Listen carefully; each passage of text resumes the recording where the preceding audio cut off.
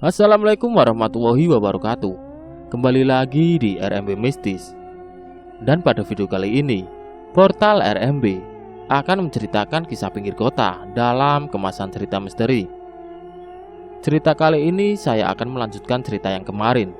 Cerita yang berjudul Tumbal Perusahaan Akhir Tahun, bagian terakhir karya Abdul Rahman. Lalu seperti apa kisah selengkapnya? Langsung saja dan selamat mendengarkan.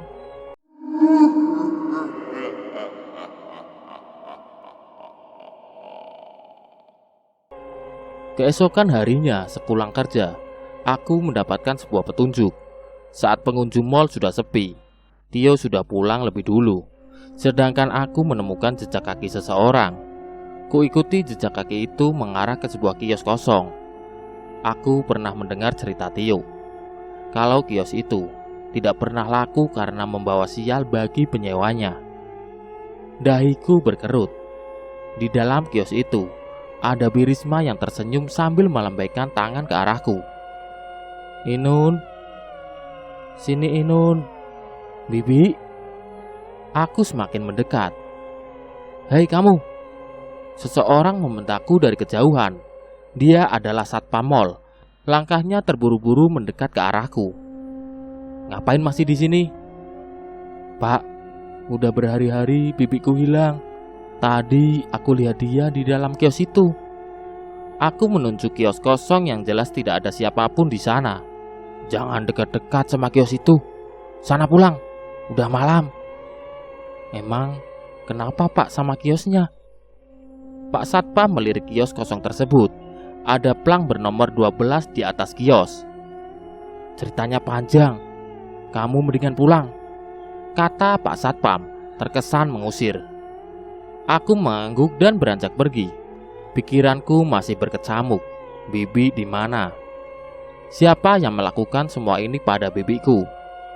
Sambil melamun, tidak terasa aku sudah sampai di depan lift. Mal benar-benar sudah sepi.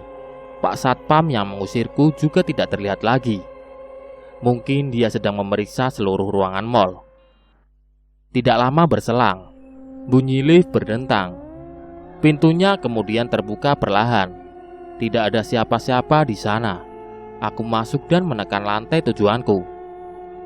Lift bergerak perlahan, tapi ada yang aneh. Aku masih ingat betul urutan tombol lantai pada lift di mall itu. Dari mulai lantai dasar sampai lantai terakhir. Dan seingatku tidak ada lantai yang berinisial M. Anehnya, sekarang aku melihat tombol lift berinisial M. Apa maksudnya? Liftku malah berhenti di lantai M. Pintu terbuka perlahan. Karena penasaran, aku lantas beranjak keluar dari lift. Dahiku berkerut saat menoleh ke kanan. Di sana toko-toko masih buka. Para pengunjung mal memenuhi lantai tersebut. Mereka berlalu lalang, membawa keluarga, pasangan, dan teman-teman. Lantai M ini sangat luas dan tidak seperti lantai lainnya di dalam mall. Luasnya sangat tidak wajar. Mungkin saja bisa menampung orang satu stadion bola. Aku berjalan perlahan sambil terus terheran-heran karena melihat apa yang mereka jual bukanlah hal biasa. Kios-kios itu menjual janin bayi, darah, dan biji-bijian warna hitam. Entah biji apa, aku tidak tahu. Di meja makan aku bertemu dengan sekelompok anak muda yang menjadi pelanggan setia kiosku setiap malam. Mereka melihat ke arahku dan tersenyum ramah sambil mengangguk. Tangan mereka memegang janin. Aku lihat ada yang masih mengunyah janin itu. Perutku mual. Segera aku menjauh dari mereka. Tidak jauh dari tempatku berdiri, ada seseorang wanita berbaju hijau dan lelaki yang pernah bunuh diri sedang sibuk melayani pelanggan di kios mereka masing-masing. Aku juga melihat Bibi di salah satu kios itu. Birisma sedang sibuk melayani pembeli. Wajahnya pucat sekali. "Bibi." Aku berlari mendekatinya. Ia menoleh ke arahku dengan tatapan datar. "Bibi, ayo pulang." Kutarik lengannya yang terasa dingin. Dia diam saja sambil memandangiku. Tak lama kemudian, dia keluar dari dalam kios itu, lalu menghampiriku. "Pulang, Nun. Bilang ke keluarga Bibi kalau Bibi sudah mati." "Bibi ngomong apa sih? Ayo pulang." Aku menarik lengannya. "Bibi sekarang tinggal di sini, di mall ini, dan mungkin untuk selamanya." Aku menangis, air mata hangat membasahi pipi. "Bibi, Inun takut. Jangan tinggalin Inun sendiri di Jakarta." Ku peluk tubuh bibiku. "Pulang, Nun, pulang. Kalau emang Bibi sudah mati, siapa yang bunuh Bibi?" Tanyaku sambil menangis. Wajah Birisma berubah menjadi seperti ketakutan.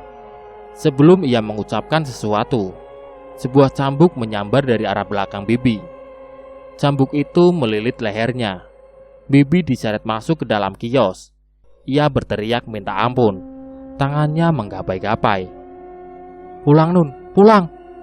teriak Bibi sesaat sebelum tubuhnya masuk ke dalam kios. "Bibi!" Seperti ada penghalang yang membuatku tidak bisa masuk ke dalam kios itu. Tubuhku terpental jauh dan berdebam ke lantai. Untungnya aku berhasil kabur dari lantai M. Mereka tidak bisa menyakitiku. Mungkin karena jimat pemberian Abah yang selalu kubawa. Sesampainya di depan mall, aku berdiri sendirian menunggu bajai lewat. Kendaraan masih berlalu lalang, tapi tidak terlalu ramai. Di seberang jalan, aku melihat Bu Indri sedang berdiri di samping sebuah mobil sedan warna putih. Ia sibuk menelpon seseorang. Aku langsung bersembunyi di balik tong sampah. Bu Indri, dia sangat misterius bagiku. Entah kenapa, satu-satunya orang yang kucurigai adalah Bu Indri. Aku yakin kalau dialah yang menjadi penyebab hilangnya bibiku. Tak lama kemudian, dia menutup teleponnya lalu masuk ke dalam mobil. Untungnya bajai muncul. Aku langsung naik dan memintanya untuk mengikuti mobil Bu Indri. Aku tidak tahu apa rencanaku. Yang jelas aku penasaran pada bosku itu. Agar Bu Indri tidak menyadari kalau sedang kuikuti, aku minta sopir bajai agar jaga jarak. Mobil sedan Bu Indri berbelok ke kanan tepatnya ke arah Tandean. Lalu terus melaju hingga tiba di sebuah persimpangan. Mobilnya berbelok ke kiri. Seingatku, itu adalah jalan menuju Kemang.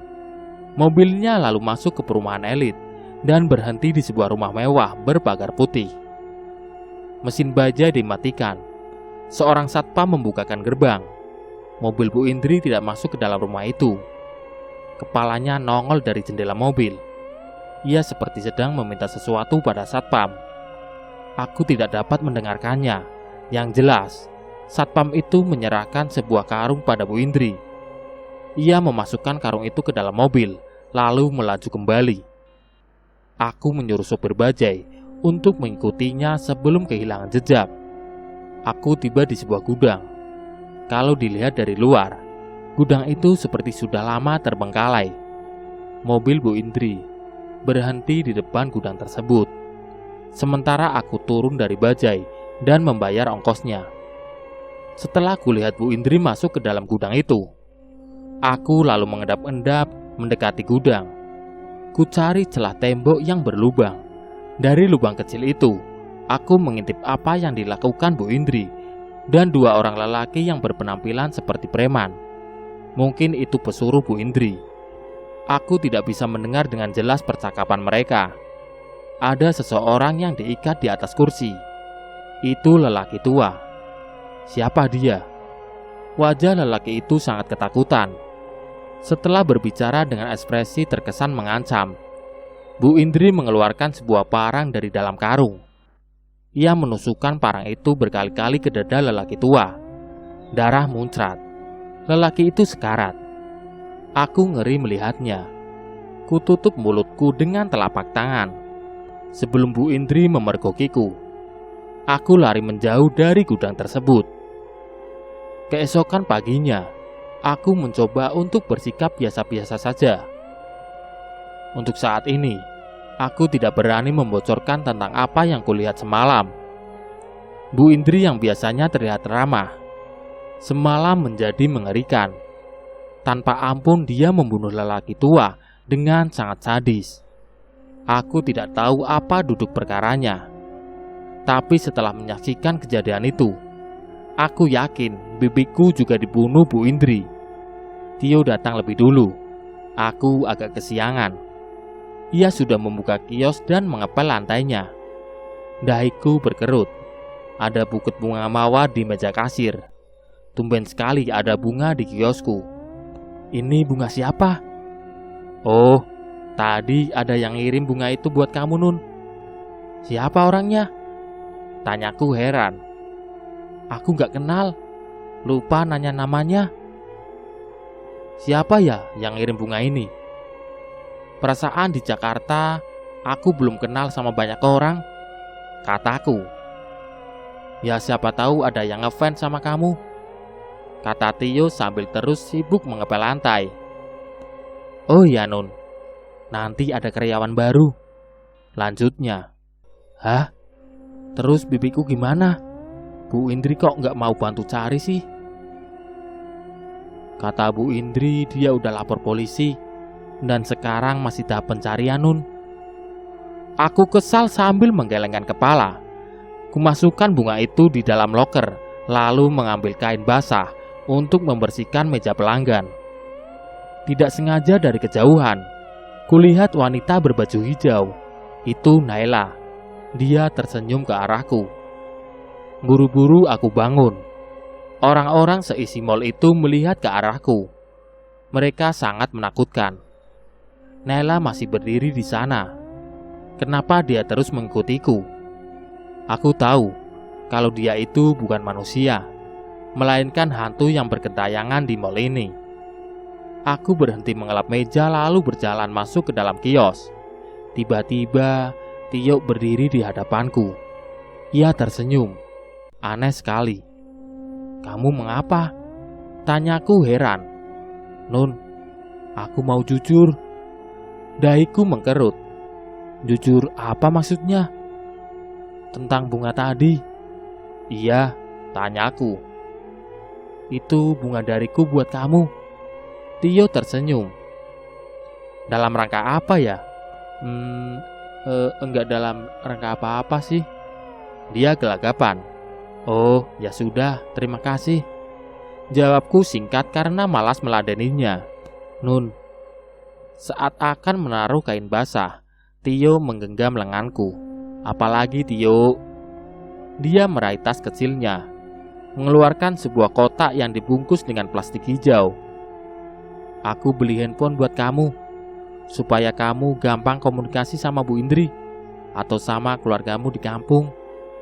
Serius? Tanyaku. Tentu saja aku senang ada yang membelikan handphone. Iya Nun, ambil buat kamu. Tanpa ragu lagi, aku mengambil handphone itu. Oke, terima kasih Tio. Sebenarnya ibu dan bapakku tidak punya handphone di rumah. Hanya keluarga Birisma yang punya handphone, dan sayangnya aku tidak tahu nomornya. Tidak lama berselang, seorang wanita berdiri di depan kios. Ia terlihat bingung, sambil menengadah membaca terbata-bata nama kios tempatku bekerja. Hai, ini kios Bu Indri. Ia menghampiriku. Iya betul, jawabku. Karyawan baru ya? Tio muncul dari dalam kios. Iya kak, kenalkan aku Santi. Ia menjabat tangan Tio. Aku Tio, dan ini Inun, ujar Tio. Santi menjabat tanganku juga. Tio mempersilahkan Santi untuk masuk. Gimana di jalan? Nyasar nggak? Tanya Tio sambil memasukkan tas Santi ke dalam loker. Nggak kok, malah tadi dibawa ke jalan pintas sama sopir bajainya. Wah, jalan pintas di mana tuh? Aku nggak tahu sih, lupa nama jalannya. Cuma tadi itu sopir bajainya lewat jalan kecil di kuburan yang nggak jauh dari Kuningan. Oh iya, Tio terlihat seperti mengingat-ingat jalan itu. Santi terlihat masih sangat muda. Mungkin saja dia baru lulus SMA. Sama sepertiku. Pas awal-awal kenal sama dia, aku tidak terlalu aktif mengajaknya bicara. Suasana hatiku sedang tidak bagus. Aku tetap kepikiran Bu Risma dan juga pembunuhan semalam. Apa aku lapor polisi saja ya? Tapi aku tidak punya bukti apapun. Bu Indri pasti sudah melenyapkan semua barang bukti. Oh, atau bahkan mayat lelaki tua itu sudah ia lenyapkan. Satu-satunya orang yang bisa kupercaya adalah Mbak Tania. Mungkin nanti aku akan memberitahu padanya tentang pembunuhan yang dilakukan Bu Indri. Kuperhatikan Santi bekerja dengan cekatan. Dia terlihat sudah biasa melayani pelanggan. Aku dan Tio benar-benar sangat terbantu dengan adanya Santi. Dia bahkan sudah bisa menjadi kasir. Caranya menghitung uang juga terbilang cepat.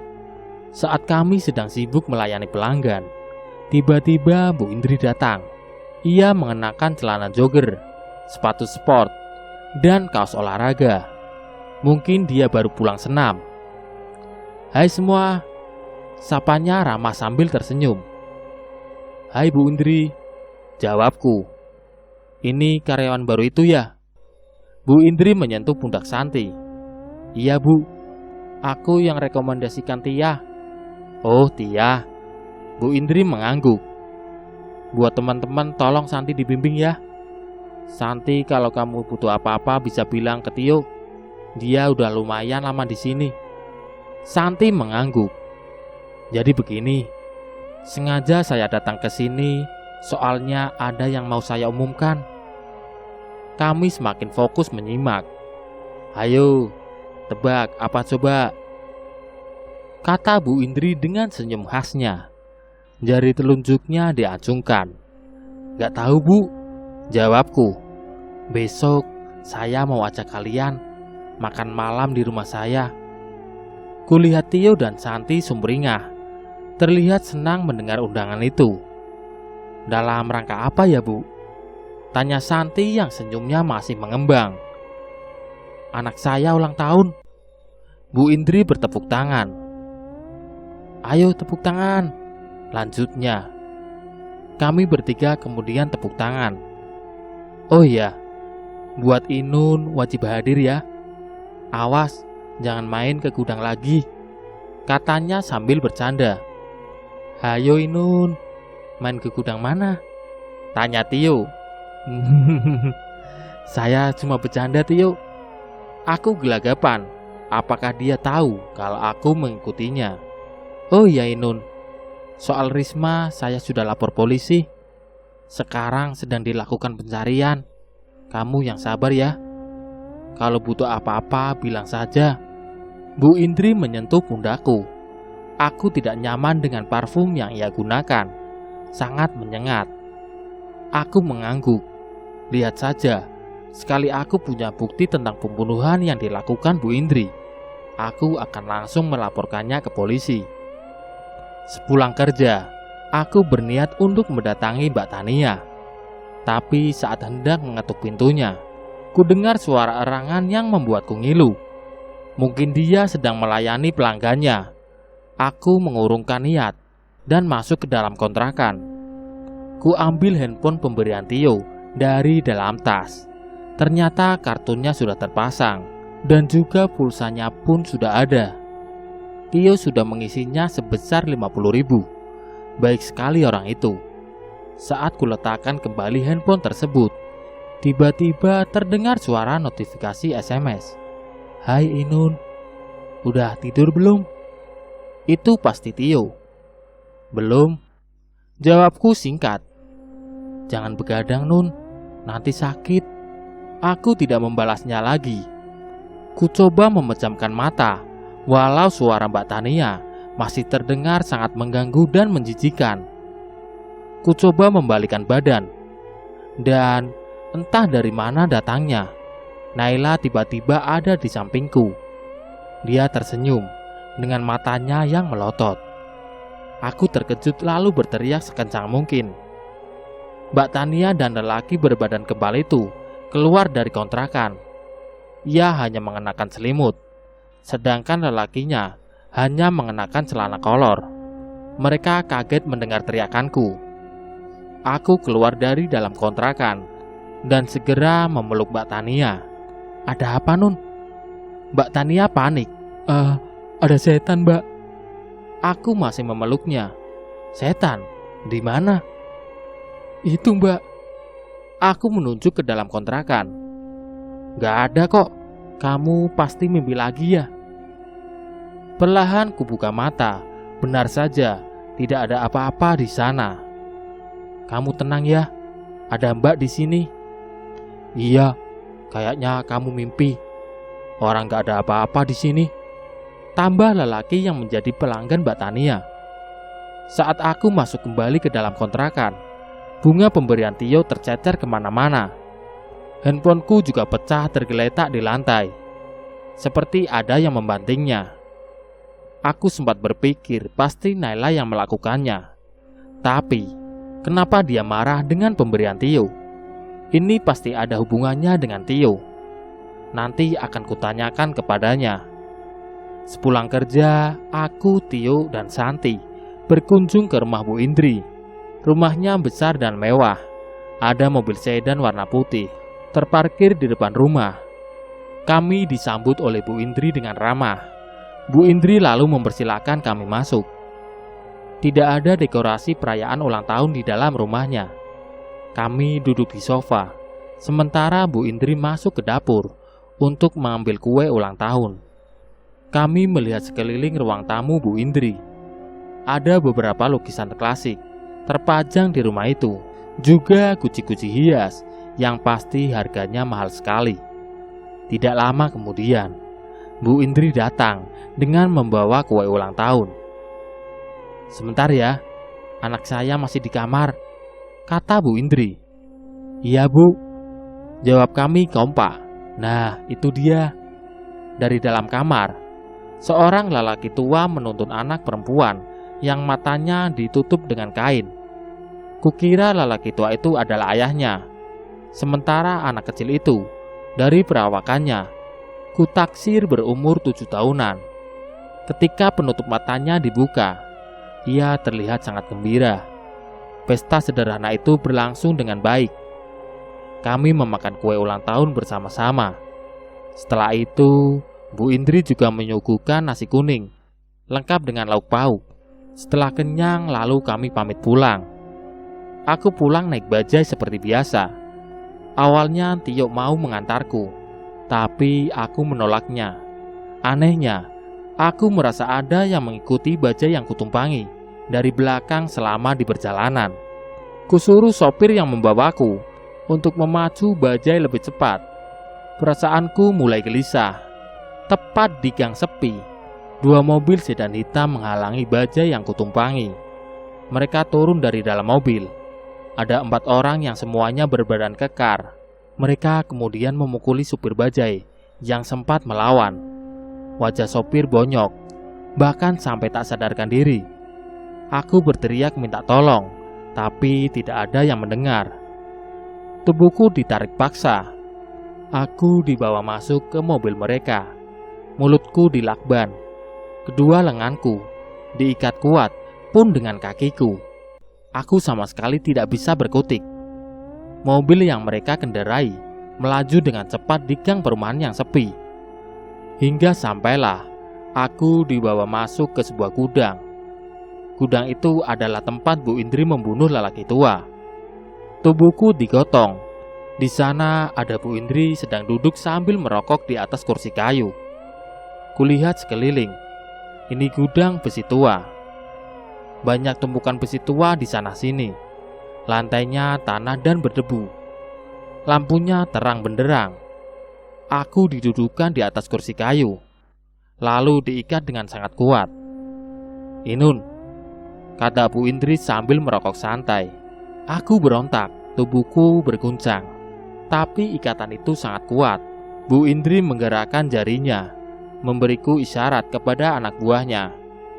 Mereka langsung bergerak ke pojok gudang, lalu muncul kembali dengan membawa kantong mayat.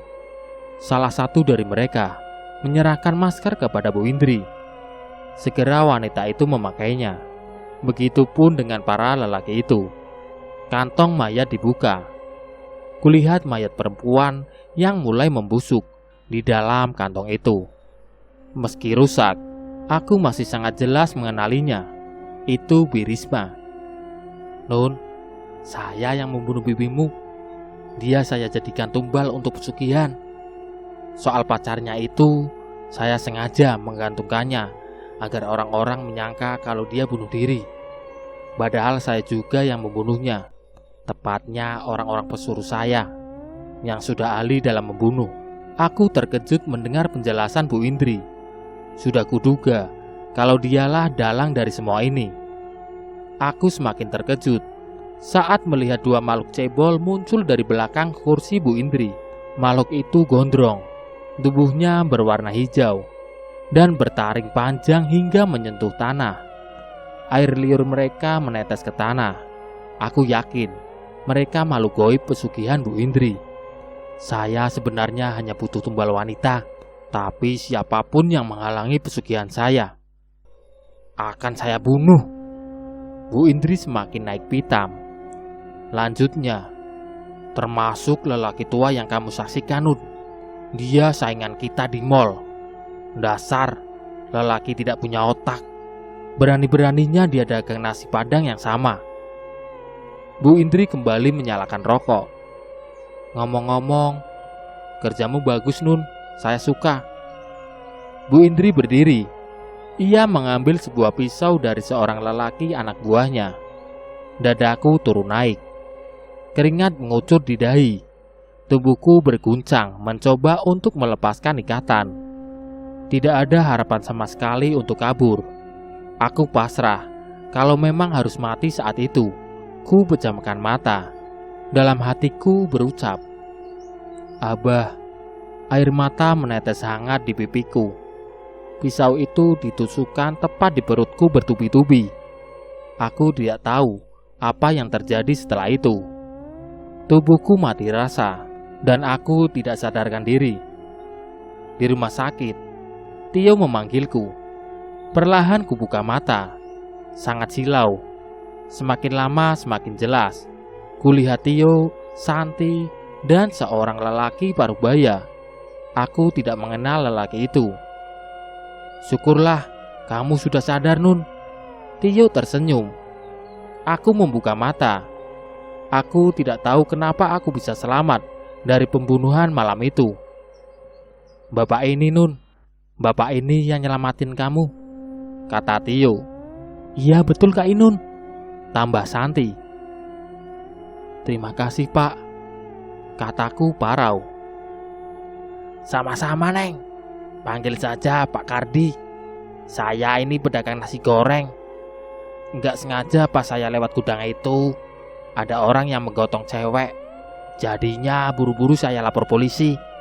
Saya lari nyari polisi yang biasa bertugas di lampu merah. Mereka langsung membawa rombongan ke gudang untuk menyergap. Untungnya Neng masih bisa diselamatkan." Jelasnya, aku sangat bersyukur masih bisa selamat dari pembunuhan itu. "Sekarang Bu Indri dan anak buahnya sudah ada di penjara, Nun. Jangan khawatir, kita bisa nyari kerjaan baru," ujar Tio. "Aku mau pulang saja," ucapku. "Jangan pulang, Nun. Kita bisa cari kerjaan baru," Tio memaksa. "Enggak, Tio. Aku mau pulang." "Ya memang, sebaiknya Neng pulang dulu saja. Nanti kalau mau ke Jakarta lagi silakan," saran Pak Kardi. Beberapa minggu kemudian aku sembuh. Aku lalu mengikuti persidangan Bu Indri. Ia dijatuhi hukuman mati atas 2 kasus pembunuhan berencana yang ia lakukan, ditambah dengan percobaan pembunuhan terhadapku. Aku tidak melihat wajah penyesalan atau ketakutan kepada Bu Indri. Ia tetap tersenyum ramah kepadaku. Entah apa yang terjadi pada wanita itu. Setelah selesai persidangan, aku langsung pulang. Tio mengantarku ke stasiun Tanah Abang. Ia juga memberiku ongkos pulang. Ada hal yang masih ingin kutanyakan kepadanya tentang Naila. Siapa dia? "Kau tahu siapa Naila?" tanyaku. Kami berdiri menunggu kereta datang. "Naila, dia mantanku, Nun. Bekas pekerja mall yang mati bunuh diri.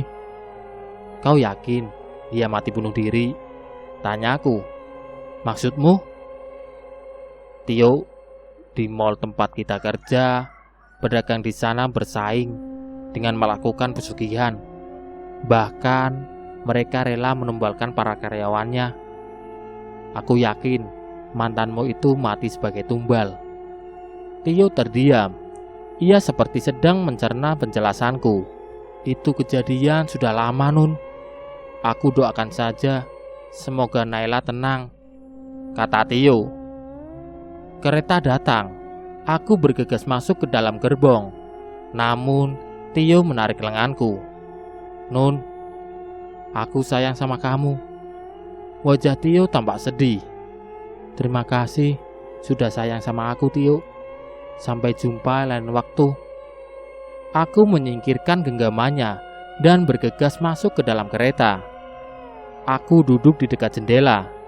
Kulihat Tio masih berdiri di sana. Sampai kereta bergerak, dia melambaikan tangan kepadaku sambil tersenyum. Semakin jauh, semakin jelas sosok Naila yang juga berdiri di samping Tio. Ia melihat tajam ke arahku, seperti sedang marah. Portal RMB, cerita yang berjudul Tumbal Perusahaan akhir tahun pun selesai. Nantikan cerita-cerita menarik lainnya di konten berikutnya. Sekian. Wassalamualaikum warahmatullahi wabarakatuh.